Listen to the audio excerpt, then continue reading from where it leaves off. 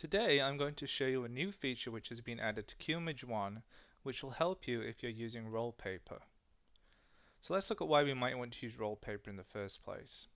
I'm using a Canon Pro 4000 printer here, and I have a media size of 13 by 22 inches defined. I'm going to add some 8 by 10 prints. So let me click on the images that I'd like to print. And you can already see that one of the problems is that these prints don't fit on the paper very well. There's a lot of wasted white space, even if we were to rotate them.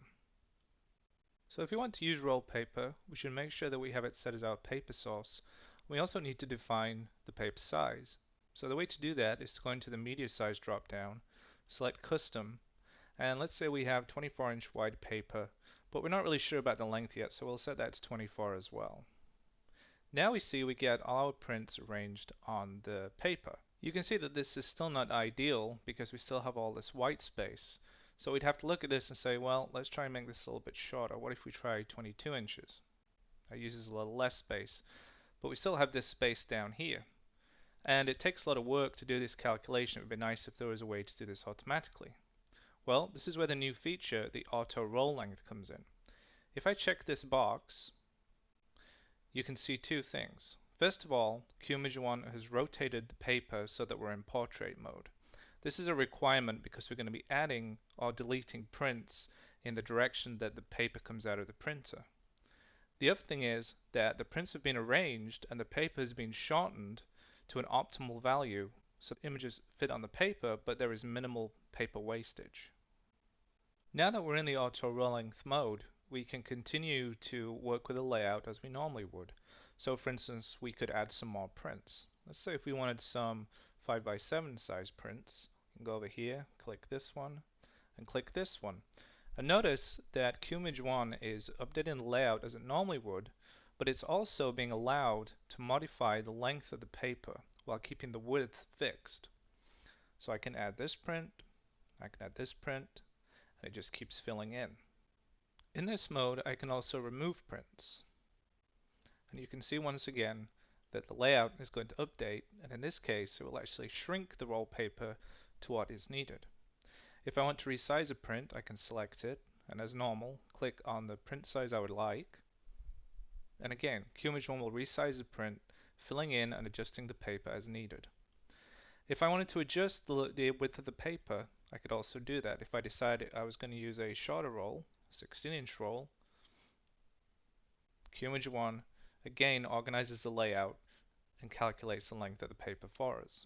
We can use almost all of Qimage One's layout features when we're in auto roll length mode.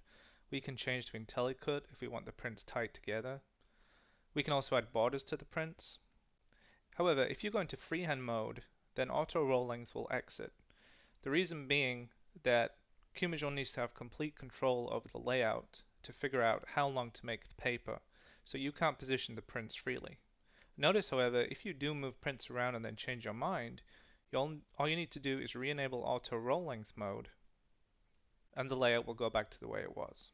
I can enable or disable auto roll length at any time. So if I were to remove all these prints, and this is my starting point, then I could select the size I wanted and start to add the prints I needed, and the roll will expand. Or, if I had a predefined size I was using, and I have multiple pages, I just enable auto roll length, and again I get the same result. Now one last part of this feature I'd like to show you is that there is a limit to how long the roll can get, and that's because some printers, most commonly Epson printers, have a limit of about 129 inches for the roll. This also matches a lot of printers on Windows. So let's say if we defined our printer to be 24 inches wide, and then we start adding some really big prints, you'll see that the roll will get long and narrow. And what happens now is that we actually have two pages, and you can see that rather than 129 inches, this first page is just over 94 inches long. The reason is that this is an optimal length so that you don't get a 129-inch page and then a much shorter page here, which helps conserve paper. So we hope you'll be able to make use of this new auto roll length feature for large wide format printers that support all media.